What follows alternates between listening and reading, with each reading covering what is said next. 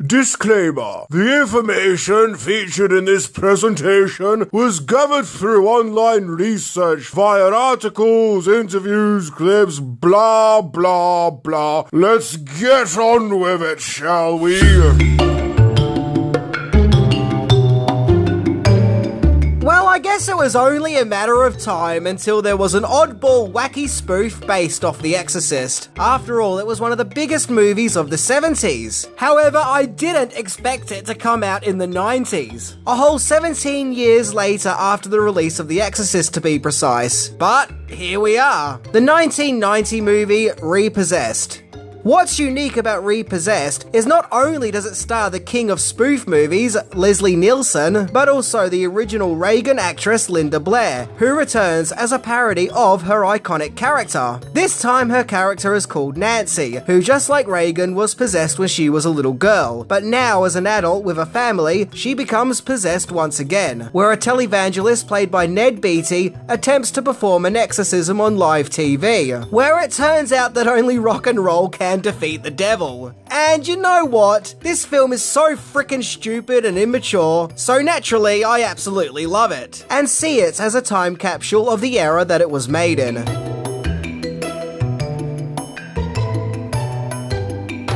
So today we are going to explore this obscure and often forgotten about spoof movie by looking into 10 things that you didn't know about Repossessed. Oh, and you're all probably wondering, why am I dressed like Bob Ross? Well, that's because today we're talking about demonic possession, and I'm gonna beat the devil out of it. So let's check it out, and don't forget to turn the page when you hear this sound. Let's go!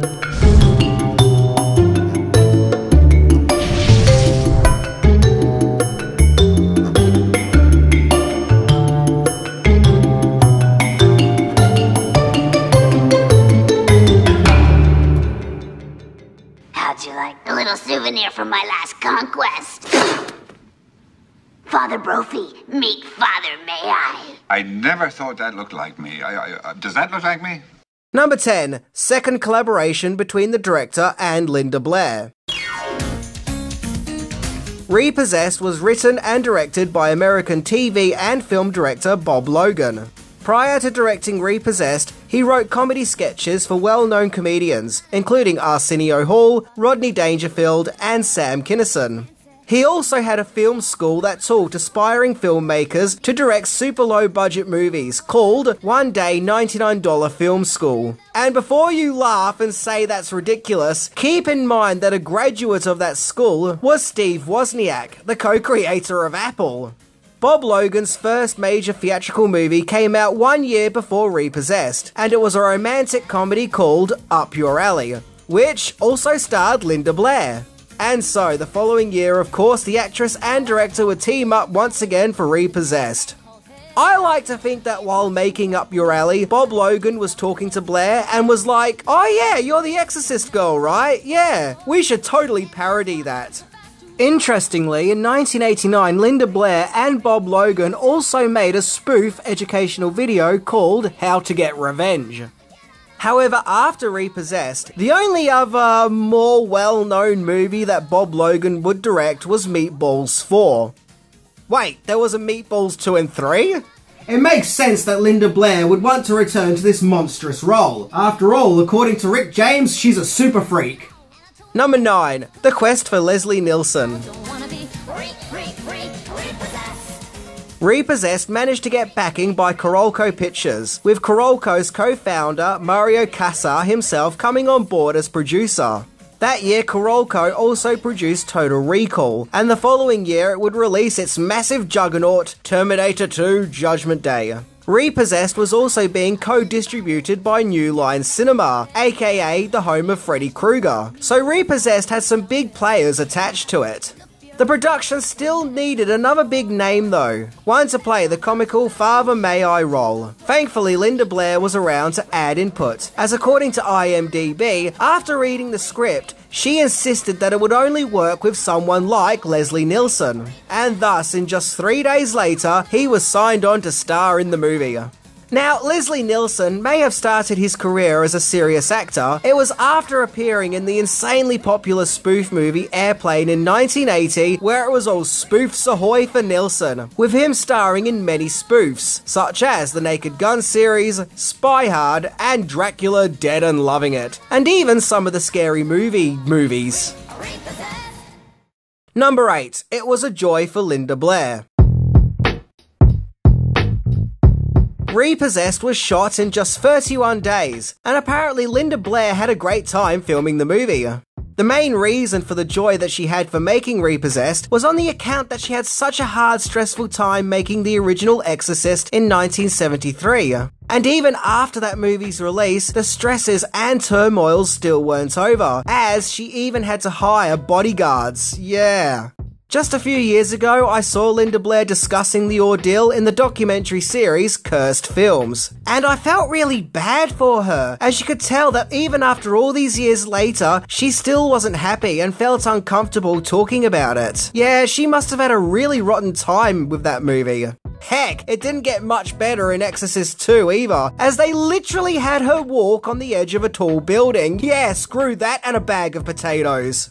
So for Blair, all these years later, it was a real joy for her to spoof this character that had given her so much grief, and to mock it. And you can clearly see she's having a blast in the movie, like she's having a great time. And she's definitely a highlight of the film in my opinion.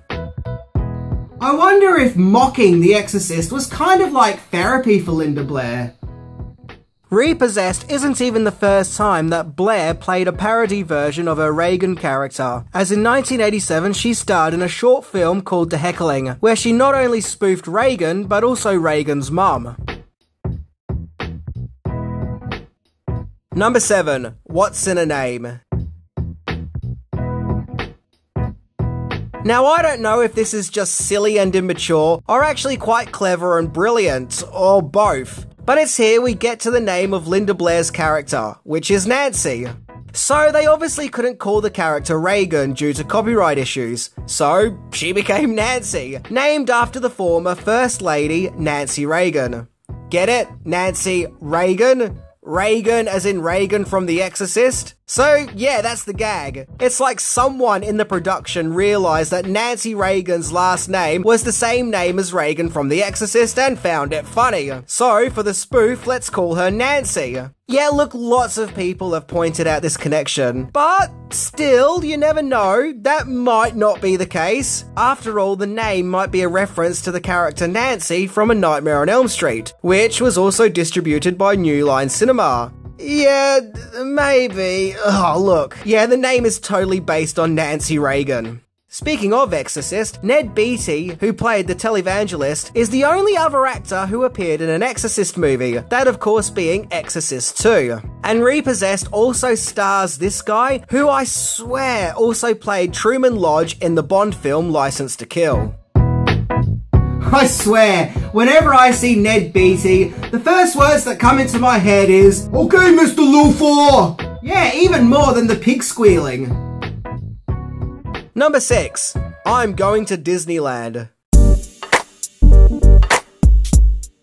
Despite parodying a movie which at that stage was 17 years old, there are still gags made about more modern, of-the-moment things of that time, like a reference to 1989's Batman, as well as popular musical acts of that time, like Michael Jackson. Yeah, I don't know if I'm ever going to get over seeing Leslie Nielsen dressed up as Michael Jackson. And there's even a Rocky parody in there for some reason, because Lord knows, you think of The Exorcist and you think of Rocky. Well, they did both come out in the 70s, so maybe that's the connection. There's also a scene where a possessed Nancy is asked where she's going, where she replies, I'm going to Disneyland. Although by today's standards, this might seem like a flippant line that doesn't really make any sense, this was actually poking fun at a marketing campaign that Disney had started in the late 80s, involving athletes who in the commercials for Disneyland would be asked what are they going to do with their victory, in which they would reply, I'm going to Disneyland. I'm going to Disneyland! So in the re-watching viewings of Repossessed, to modern audiences, that references would be completely lost on them. Oh, and for another joke, we actually see Linda Blair grab her crotch. You know what? This movie is really weird. I'm really glad that I am in no way weird, and I would never do anything to make myself look silly. Number 5. Back in the day, PG-13 had balls and boobs. Seeing how rude and grotesque Repossessed is, you would think that it would be hit with a sure R rating. Heck, even the movies that this movie is parodying were rated R. However, shockingly, Repossessed managed to get away with a PG-13 rating, which is kind of baffling considering the swearing, violence, puking, and 2 different nudity scenes. I can remember seeing movie trailers for Repossessed when I was a kid. Now, I didn't know anything about The Exorcist because I was a kid, and the trailers for Repossessed featured so much puking, I thought the movie looked utterly disgusting and repulsive. So how did Repossessed slip through the cracks with a PG-13 rating? Well, simply put, because back then, PG-13 was more hardcore and didn't shy away from moments of brutal violence and the odd boobs and bums. Keep in mind that the very first PG-13 movie was Red Dawn. It's really only in recent years that PG-13 has become more sterilized and more synthetic, where it feels safe and neutered. It's like somewhere in the 90s or 2000s, someone said, "Oh, won't someone think of the children?" where PG-13 has become a safer and boring place. So Repossessed really represents a bygone era, when PG-13 could actually be a little spicy. A time before they removed the ratings balls and boobs. Number 4. Deleted scene upset.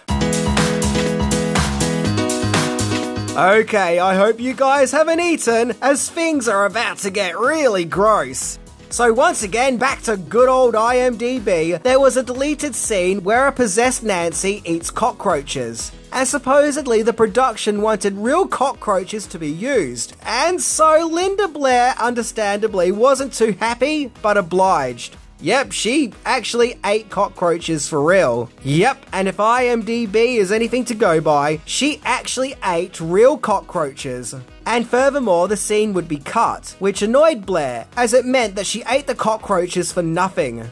Yeah, I totally get where she's coming from. If you're going to make me eat cockroaches for a movie, you better make sure that that scene is still in there.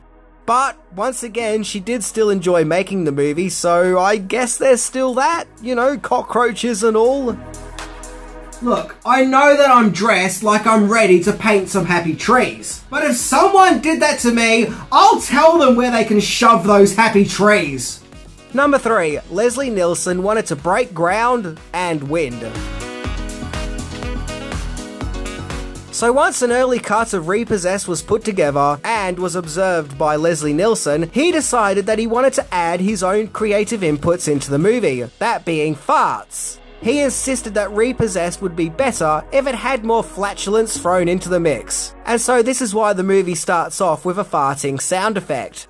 Now this actually isn't uncommon for Leslie Nielsen. He had a thing about farts, and he loved pulling gas gags. Often while doing TV interviews, he would secretly have a device that would make fart sounds, and during the interviews, he would make the little gadget release a farting sound effect, to which the interviewers assumed that it was Nielsen himself who let off wind. And it was always funny seeing their faces, and it often threw them off during the interviews.